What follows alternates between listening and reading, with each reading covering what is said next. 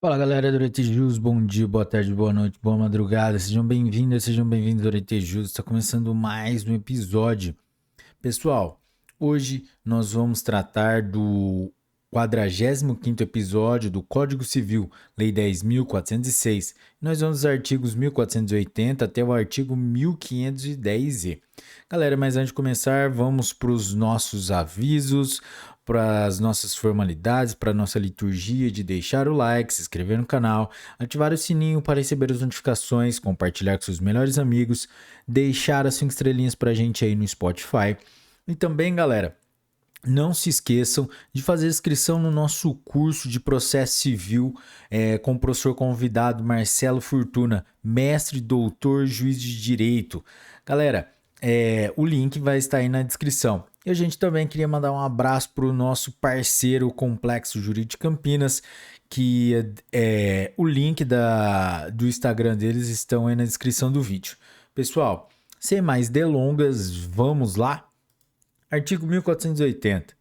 O adquirente notificará ao vendedor e os credores hipotecários, deferindo-lhes conjuntamente a posse do imóvel, ou depositará em juízo.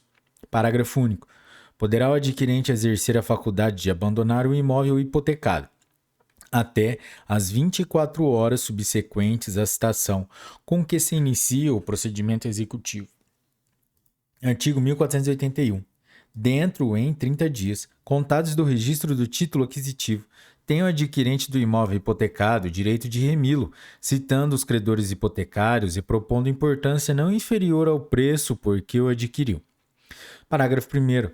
Se o credor impugnar o preço da aquisição ou a importância oferecida, realizar-se-á a licitação, efetuando-se a venda judicial a quem oferecer maior preço, assegurada a preferência ao adquirente do imóvel.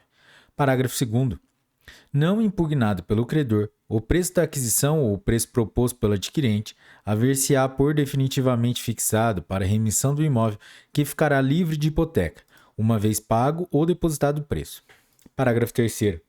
Se o adquirente deixar de remir o imóvel, sujeitando-o à execução, ficará obrigado a ressarcir os credores hipotecários a desvalorização que, por sua culpa, o mesmo vier a sofrer, além das despesas judiciais da execução.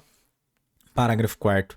Disporá de ação regressiva contra o vendedor o adquirente que ficar privado do imóvel em consequência de licitação ou penhora, o que pagar a hipoteca, o que, por causa de adjudicação ou licitação, desembolsar com o pagamento da hipoteca importância excedente à da compra e o que suportar custas e despesas judiciais. Artigos 1482 e 1483 revogados. Artigo 1484. É lícito aos interessados fazer constar das escrituras o valor entre si ajustado dos imóveis hipotecados, o qual, devidamente atualizado, será a base para as arrematações, adjudicações e remissões, dispensada a avaliação. Artigo 1485.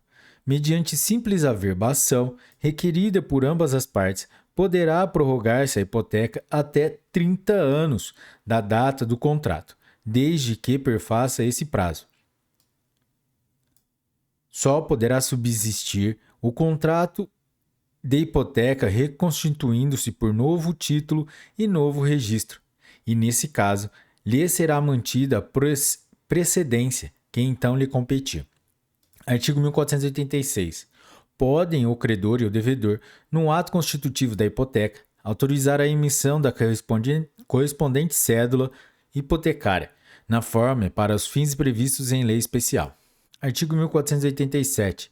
A hipoteca pode ser constituída para garantia de dívida futura ou condicionada, desde que é determinado o valor máximo do crédito a ser garantido. Parágrafo 1º. Nos casos deste artigo, a execução da hipoteca dependerá de prévia e expressa concordância do devedor quanto à verificação da condição ou ao montante da dívida. Parágrafo 2º.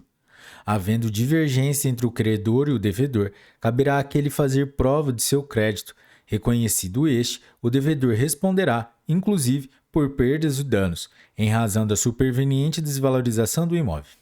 Artigo 1487-A. A hipoteca poderá, por requerimento do proprietário, ser posteriormente estendida para garantir novas obrigações em favor do mesmo credor, mantidos o registro e a publicidade originais, mais respeitada em relação à extensão, a prioridade de direitos contraditórios e ingressos na matrícula do imóvel. Parágrafo 1º. A extensão da hipoteca não poderá exceder ao prazo e ao valor máximo garantido constantes da especialização da garantia original. Parágrafo 2º. A extensão da hipoteca será objeto de averbação subsequente na matrícula do imóvel, assegurada a preferência creditória em favor da: inciso 1. Obrigação inicial, em relação às obrigações alcançadas pela extensão da hipoteca. Inciso 2. Obrigação mais antiga, considerando-se o tempo da averbação, no caso de mais de uma extensão de hipoteca. Parágrafo 3º.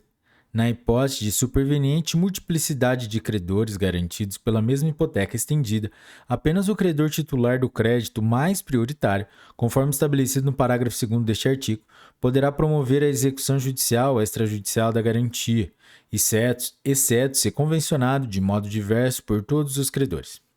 Artigo 1488.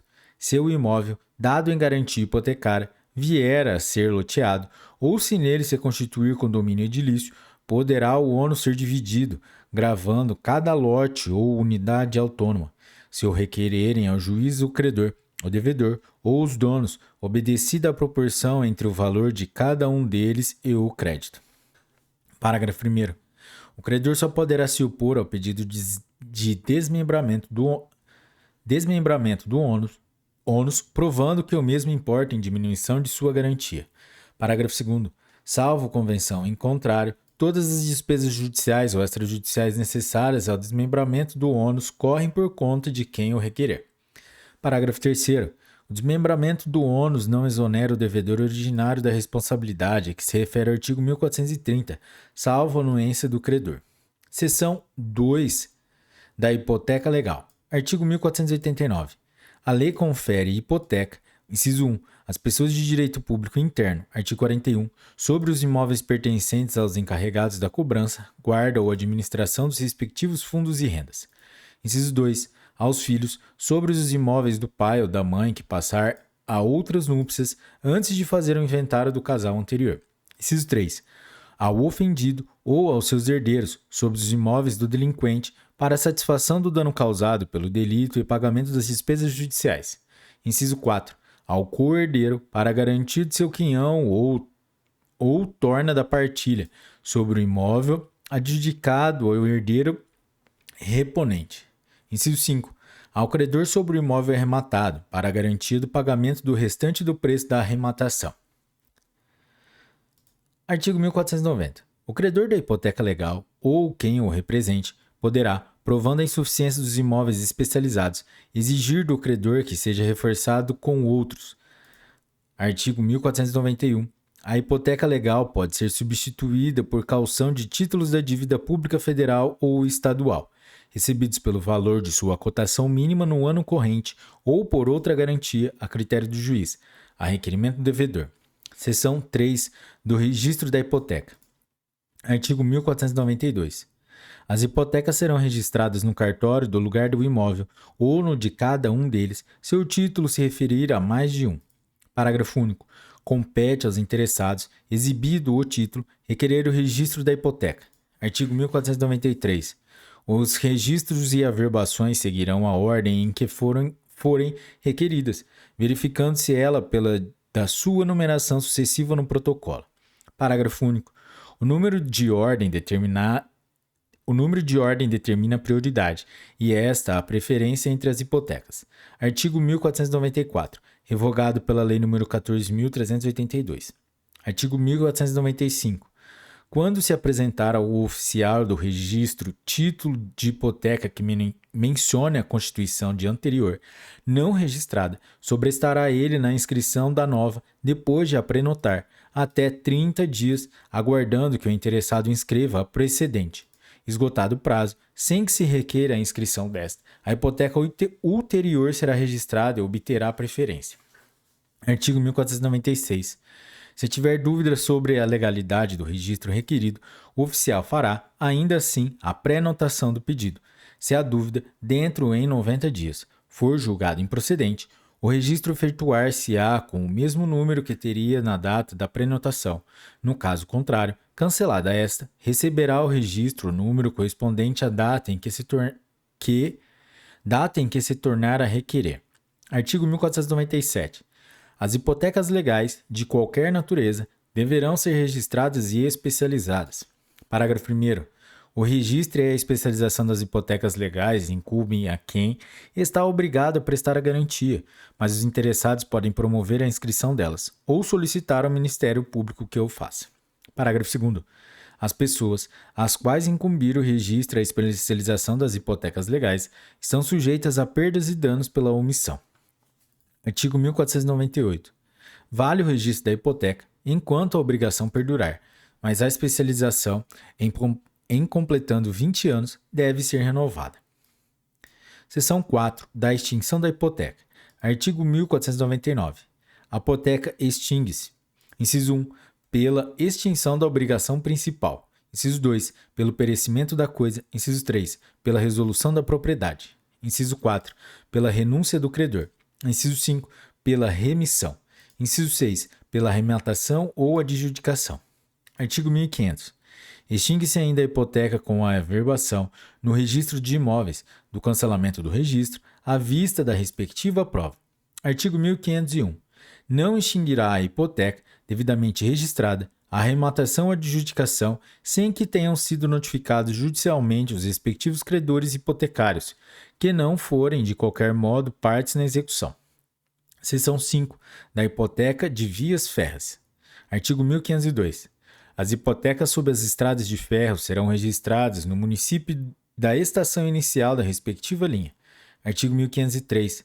Os credores hipotecários não podem embaraçar a exploração da linha, nem contrariar as modificações que a administração deliberar, no leito da estrada, em suas dependências ou no seu material. Artigo 1504. A hipoteca será circunscrita à linha ou às linhas especificadas na escritura e ao respectivo material de exploração, no estado em que ao tempo da execução estiverem. Mas os credores hipotecários poderão opor-se à venda da estrada, a de suas linhas, de seus ramais ou de parte considerável do material de exploração, bem como a fusão com outra empresa, sempre que, com isso, a garantia do débito enfraquecer. Artigo 1505. Na execução das hipotecas será intimado o representante da União ou do Estado para, dentro em 15 dias, remir a estrada de ferro hipotecada, pagando o preço da arrematação ou da adjudicação. Capítulo 4. Da anticrese. Artigo 1506. Pode o devedor ou outro impor ele, com a entrega do imóvel ao credor, ceder-lhe o direito de perceber, em compensação da dívida, os frutos e rendimentos. Parágrafo 1º. É permitido estipular que os frutos e rendimentos do imóvel sejam percebidos pelo credor à conta de juros, mas se o seu valor ultrapassar a taxa máxima permitida em lei para as operações financeiras, o remanescente será imputado ao capital. Parágrafo 2º. Quando a anticrese recair sobre bem imóvel, este poderá ser hipotecado pelo devedor ao credor anticrético ou a terceiros, assim como o imóvel hipotecado poderá ser dado em anticrese. Artigo 1507. O credor anticrético pode administrar os bens dados em anticrese e fruir seus frutos e utilidades, mas deverá apresentar anualmente balanço exato e fiel de sua administração. Parágrafo 1º. Se o devedor anticrético não concordar com o que se contém no balanço, por ser inexato ou ruinosa a administração, poderá impugná-lo e, se o quiser, requerer a transformação em arrendamento, fixando o juiz o valor mensal do aluguel, o qual poderá ser corrigido anualmente. Parágrafo 2º. O credor anticrético pode, salvo o pacto em sentido contrário, arrendar os bens dados em anticrese a terceiro, mantendo, até ser pago, direito de retenção do imóvel, embora o aluguel desse arrendamento não seja vinculado para o devedor. Artigo 1508. O credor anticrético responde pelas deteriorações que, por culpa sua, o imóvel vier a sofrer, e pelos frutos e rendimentos que, por sua negligência, deixar de perceber. Artigo 1509. O credor anticrético pode vindicar os seus direitos contra o adquirente dos bens, os credores quirografados e os hipotecários posteriores ao registro da anticrese. Parágrafo 1º. Se executar os bens por falta de pagamento da dívida ou permitir que outro credor o execute, sem opor o seu direito de retenção ao exequente, não terá preferência sobre o preço. Parágrafo 2º. O credor anticrético não terá preferência sobre a indenização do seguro quando o prédio seja destruído, nem se forem desapropriados os bens, com relação à desapropriação. Artigo 1510. O adquirente dos bens dados em anticrese poderá remi-los antes do vencimento da dívida, pagando sua totalidade à data do pedido de remissão e emitir-se-á, se for o caso, na sua posse. Título 11. Da laje. Artigo 1510-A. O proprietário de uma construção base poderá ceder a superfície superior ou inferior de sua construção a fim de que o titular da laje mantenha a unidade distinta daquela originalmente construída sobre o solo. Parágrafo 1º. O direito real de laje contempla o espaço aéreo ou subsolo de terrenos públicos ou privados, tomados em projeção vertical, como unidade imobiliária autônoma, não contemplando as demais áreas edificadas ou não pertencentes ao proprietário da construção base. Parágrafo 2º. O titular do direito real de laje responderá pelos encargos e tributos que incidirem sobre a sua unidade. Parágrafo 3º. Os titulares da laje, unidade imobiliária autônoma constituída em matrícula própria, poderão dela usar, gozar e dispor. Parágrafo 4º.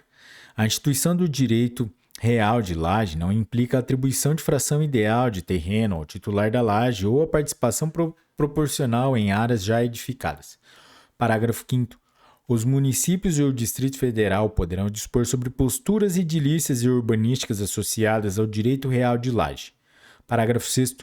O titular da laje poderá ceder a superfície de sua construção para a instituição de um sucessivo direito real de laje, desde que haja autorização expressa dos titulares da construção base e das demais lajes, respeitadas as posturas edilícias e urbanísticas vigentes.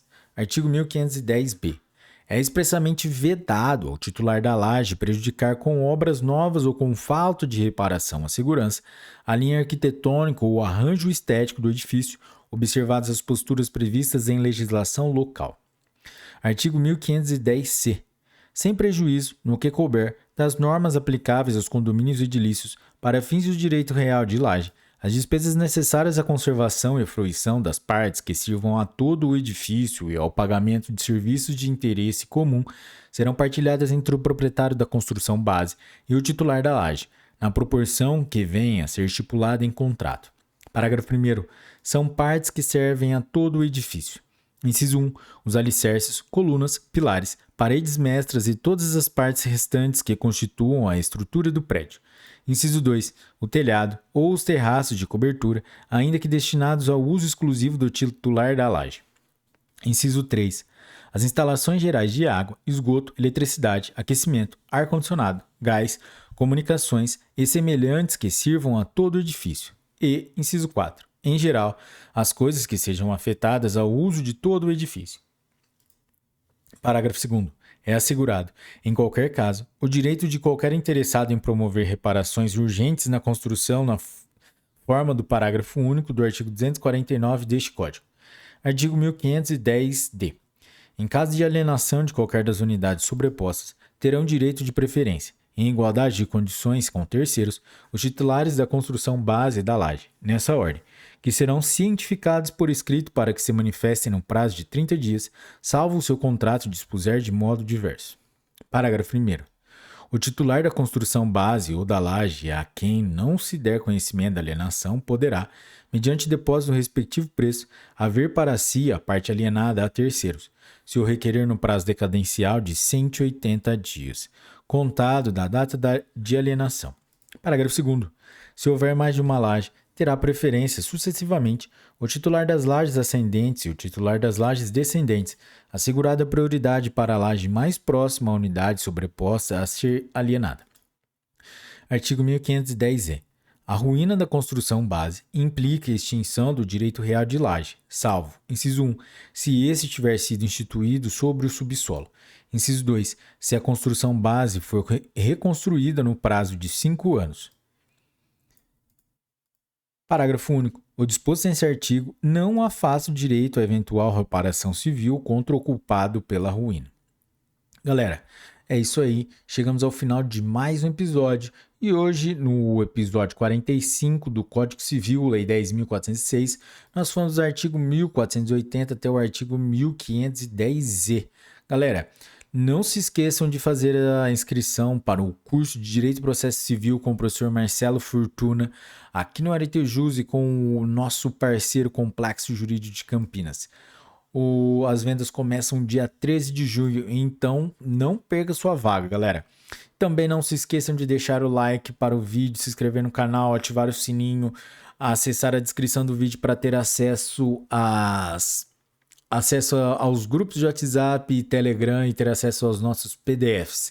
Galera, é isso aí, bons estudos, um forte abraço e tchau!